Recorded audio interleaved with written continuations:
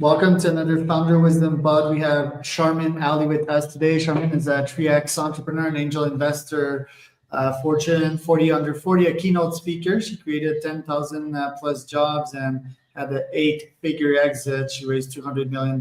She's a Gen AI leader. So lots to talk about today, Sharmin. Welcome to the pod. Tell us a bit more about yourself. Thank you so much, Charles, for having me. I'm so glad that I'm getting to chat with you here. I'm super excited, and I love what you're doing. Congratulations. Thanks. Hi, everyone. I'm Charmin, and as Charles mentioned, yes, I'm a serial entrepreneur, best-selling author of three books. The third one's coming out now, and built and sold three companies. And I love everything startups related and founder related, and I love helping people. Originally from India, came to the US first in 2010 when I had a job offer from Google. But on the day of joining Google, I said no to them and ended up joining a startup. To which my very nerdy Asian parents were like, "Who says no to Google?" And I was like, "Well, I do, no regret." And ever since, it's just been startups. So worked in this company in Chicago and raised it to $300 million plus in ARR, and then decided to start my own companies. And yeah, built and sold three companies so far, and now looking at starting my fourth. That is Great. a bit about me. Yes. That's crazy. And yeah, let's talk about that childhood or teenage years of yours. Why were you built that way? Why are you the way you are today? Oh my God, this is such an exciting question. In full transparency, I've had a very difficult childhood actually. Not financially. Financially, I think I've been pretty privileged. My parents are pretty well off, but emotionally so. And the reason being that, at the tender age of 10, I first witnessed a very deadly flood in the part of India where I was living. Then at 11, we witnessed an earthquake, which was at almost about 7.2 Richter scale. Our building collapsed, and we ended up living in a rehabilitation camp for the next 3 months. It really grounded me, taught me a lot about community, about the power of empathy, and things like that. But unfortunately, at 12, I witnessed a very gruesome genocide where I've seen a lot of murder and bloodshed between two ethnic communities in India, and we were one of them, of course. And um, that really taught me so much about humanity, about life. As a result of which, I think I've become hyper empathic, and I realized that you have to give first in order to really get anything back from the universe. So these were some of the things that life taught me, that when you've seen death twice so closely, you start valuing life even more. When life gives you a second chance, you take it, but if it gives you a third, you might as well do justice with it. So yeah. And when did you find entrepreneurship? Did you take like all that pent up energy of your childhood and witnessing that and sort of transitioned into building and creating stuff? Right. So, I always kind of knew that I would love to do something on my own.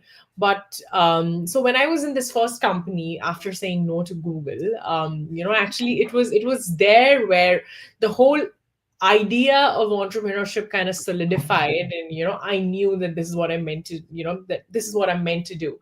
So I was doing sales there and stuff, and the core team was essentially so impactful in shaping my career, and they kind of just made me feel and realize the fact that I'm meant to be doing sales, meant to be storytelling, meant to be and I mean, in fact, the founder one day very jokingly told me that, Sharmin, you're so good at getting people to empty their pockets at you. And I was like, in a good way, I hope. But that kind of sort of, helped me understand that, okay, why am I working 16 hours even on weekends for someone else? I was like, I might as well do it for myself. So, and also, when you're 26, 27, life is like, okay, bring it on. Let's see. You don't have any responsibilities, no kids. And I don't have any responsibilities, thankfully, towards my family because they're pretty well off. So I was like, okay, it's just me. I'm going to look after myself. Let's go all in. Let's roll up our sleeves and let's see what life has in store. So I'm a huge movie buff. I loved content. The first startup went into that direction, which was, a Netflix-like platform for Indian vernacular languages. So just went all in. And I must thank the first company where I worked at, this startup, the core team. They really helped me in shaping, my abilities towards selling, towards storytelling. And they're like, by hook or by crook, you have to get this. So, and the most important lesson that I learned about myself was that I do not crack under pressure. I didn't know this. I just realized that while working at this company. And turns out that is all you need in order to run a startup. And why don't you crack under pressure? I think that's like a top characteristic in the most productive and successful CEOs out there. Have you pondered as per why you can take so much? Do you have a filtering mechanism, a recovery mechanism of some kind? This is a great question, Charles. I have been doing therapy for, I think, the last 20 plus years of my life. I have a full-time therapist. I mean, yes, the person has changed, but I've had a full-time therapist. I've been diagnosed with clinical depression. I've taken tranquilizers. I've had 3 years of insomnia after that genocide experience. And I've spoken about these things very openly. So I had the same question to my therapist. Why do I not crack under pressure? This is taking a toll on me. I want to give up, but I just don't. Like, what is wrong with me? Is something wrong?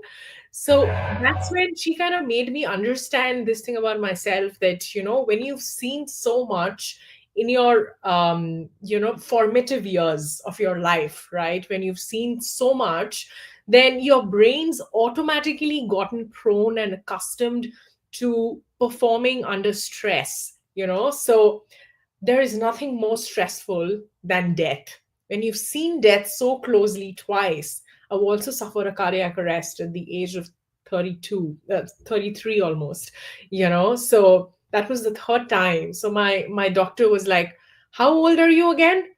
It was like 33, and you just suffered a minor cardiac arrest. You could have died. And, you won't believe it, Charles, but my response was, how minor? And he's like, what? Is she nuts? Who is she? Like, dude, you just created, a record in my, so 30 years of his cardiac experience. He's like, I've never had a patient suffer a cardiac arrest at 33. You need help. And, so that's when I realized that I just don't stop, that, and that is because of the formative years in my life, that, I'd seen so much pressure back then. It's like, okay, bring it on. Let's see. I'll figure it out. Whatever it has, I've survived then, I'll survive now. I think, and also because of that whole grooming from within, that, life, how much can you try to, bullshit me? How much can you try to kill me? I am gonna rise up from the ashes like a phoenix and get back at you. So yeah, bring it on. So Right. just, yeah. Yeah, Asian parents, successful parents, that's also their traumatic events. You have like all the VC investable check boxes. That is if you don't die, right? Like you're good investment if you don't die.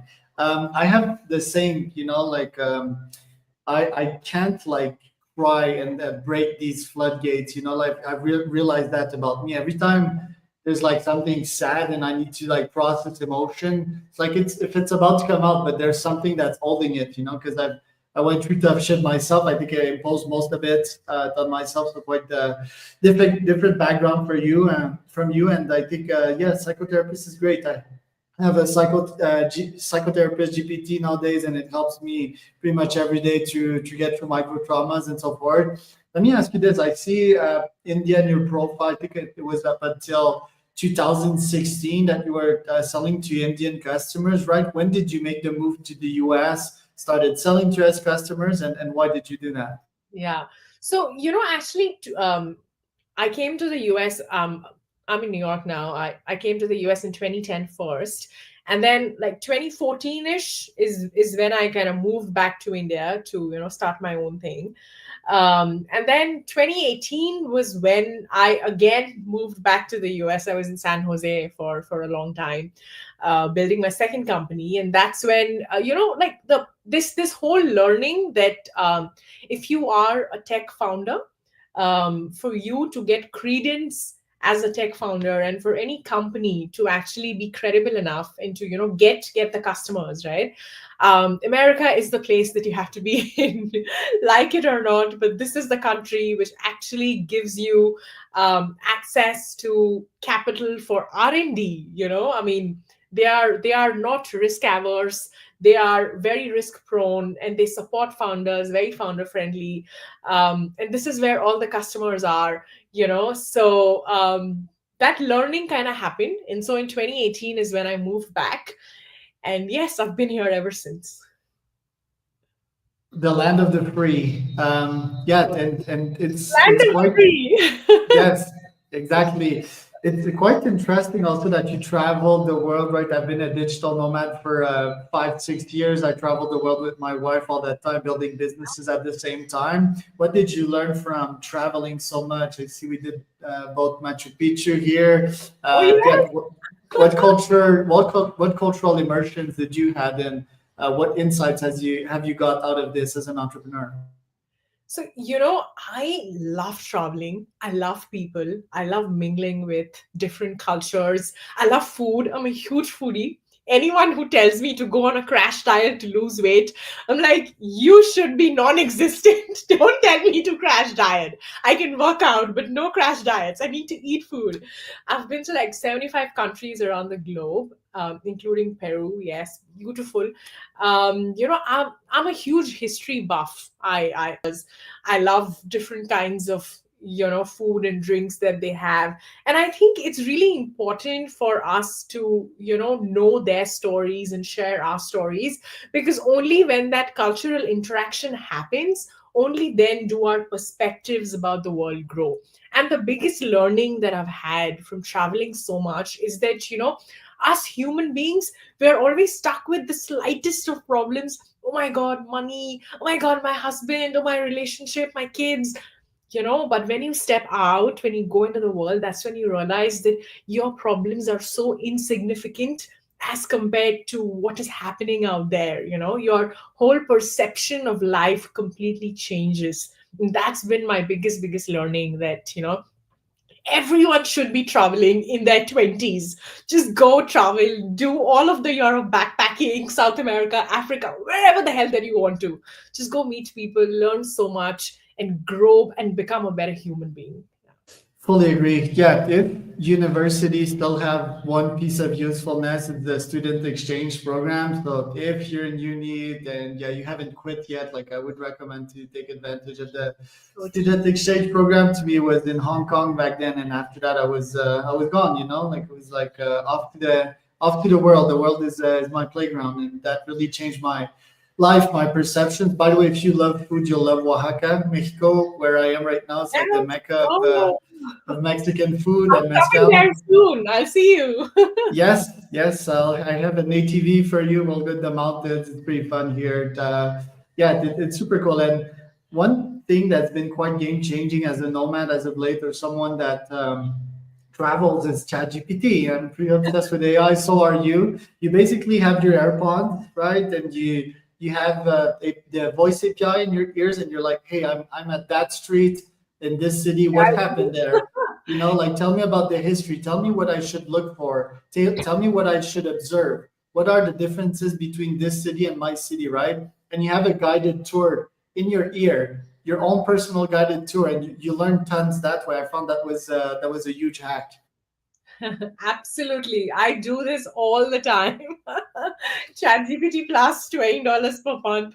I'm like, I am gonna just use it for everything, like Right. I actually just take pictures from the street and I'm like, what's this? Can you help me understand what this is? Or like at a historic place or something. What is this pillar? Why does it look like that? And it gives me the full shebang. And life's so good. Right.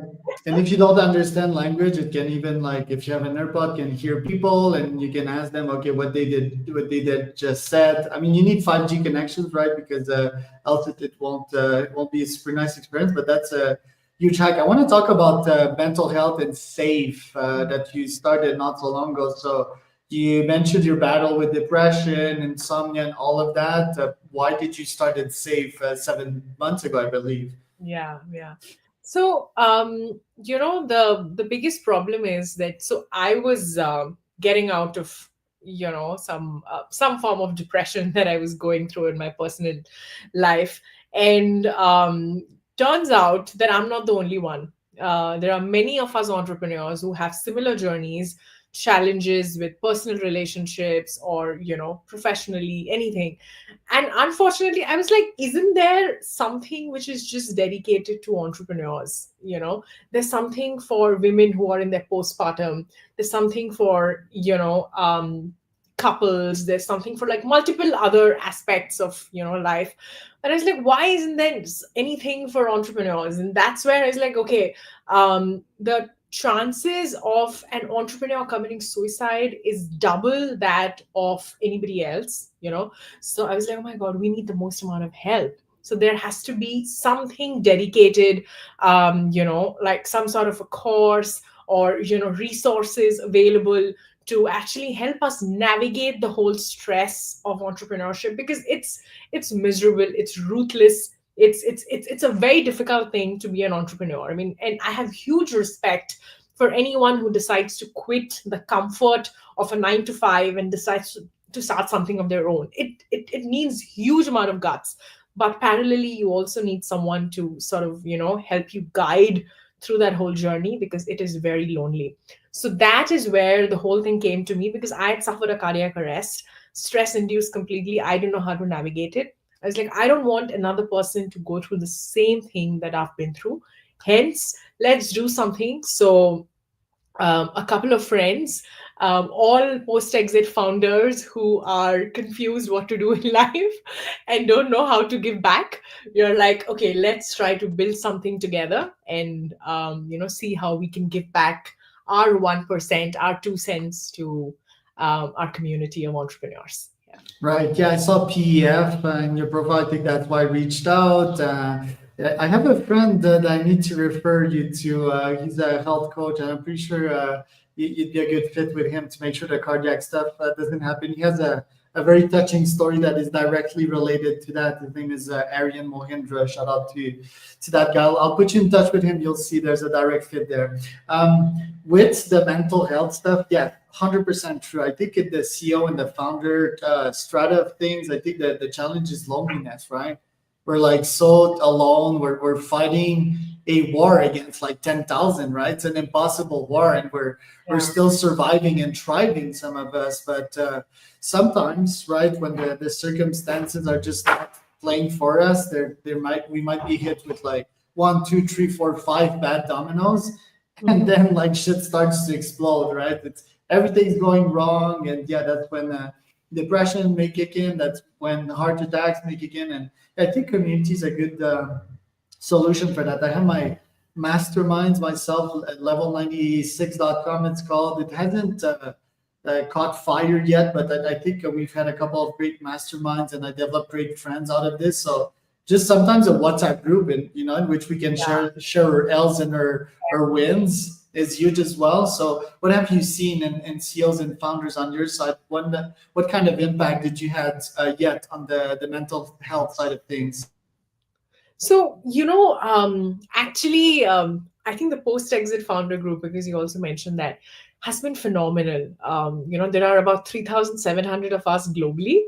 And of course, Barack and Shlomo, the two wonderful people who actually started it, right? So I've had conversations with all of them, and I think I've spoken very closely with about 100 of us now, because I just joined like 2 months ago.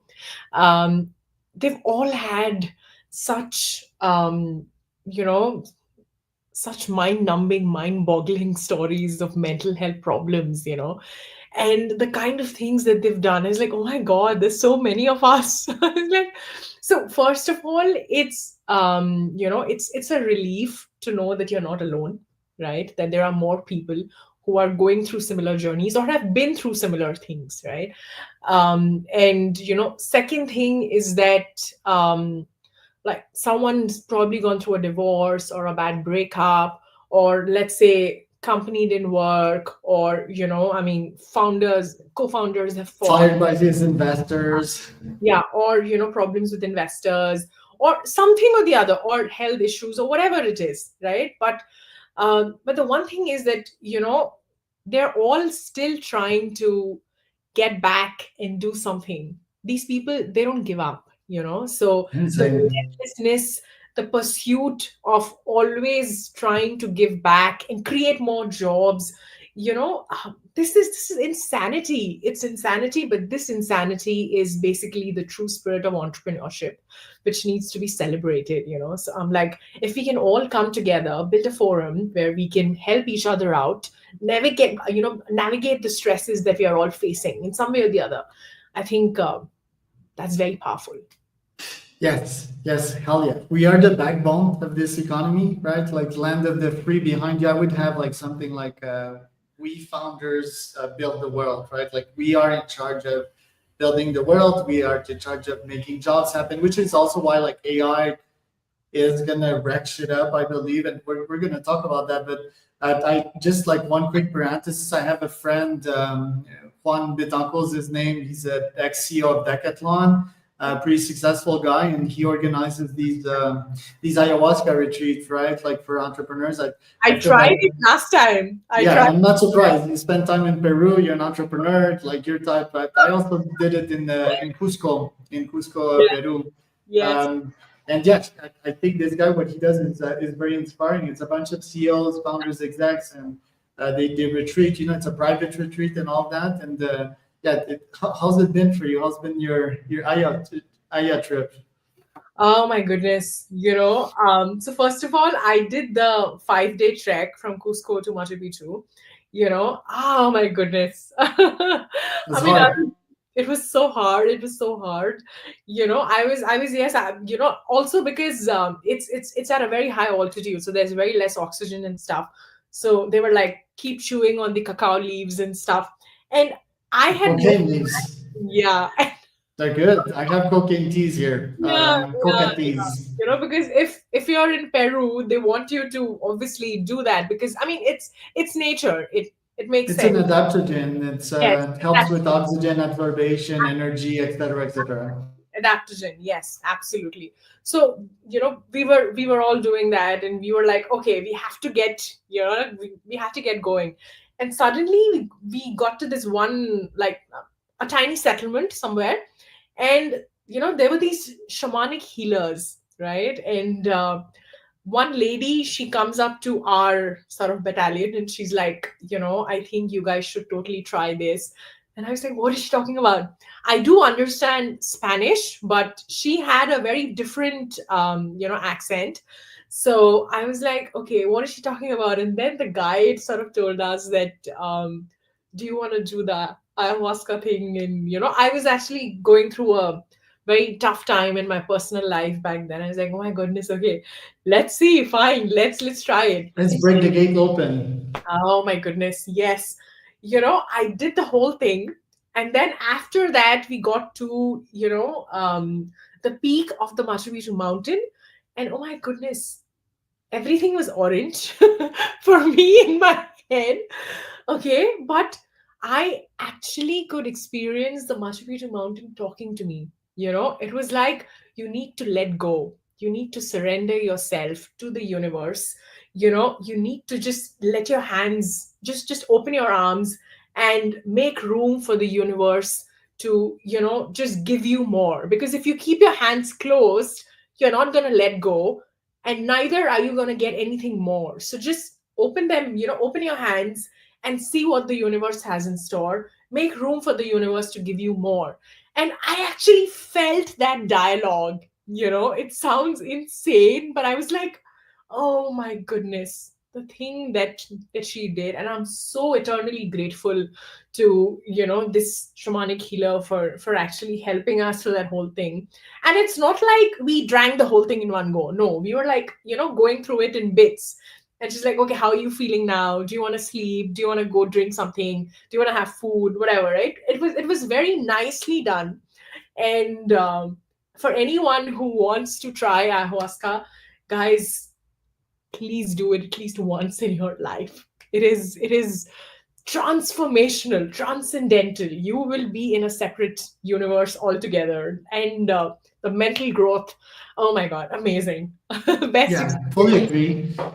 Yeah, just like a pre-faith also, like yeah, it's not something that is supposed to be nice. Also, if you have a nice trip, it's cool. But Aya is meant to clean you. And yeah, in my case, it was like vomiting and all of that. And Mhm. at first that was it. And then yeah, there was sort of like me on a cloud sort of, and thinking was very analytical. So I think people need to go in these with a cleansed mindset. It's not something that's going to be nice, but yes, you're going to feel way better after. So yeah, thank you, Dali, for showing up today. Where can people find out more about you? So, my personal website is sharminali.com. Simple, first name, last name.com. Or you can reach me on LinkedIn. And yes, I'd love to chat. I'd love to get to know people, and love to add my 2 cents to the universe in any which way I can. So I was Charmin.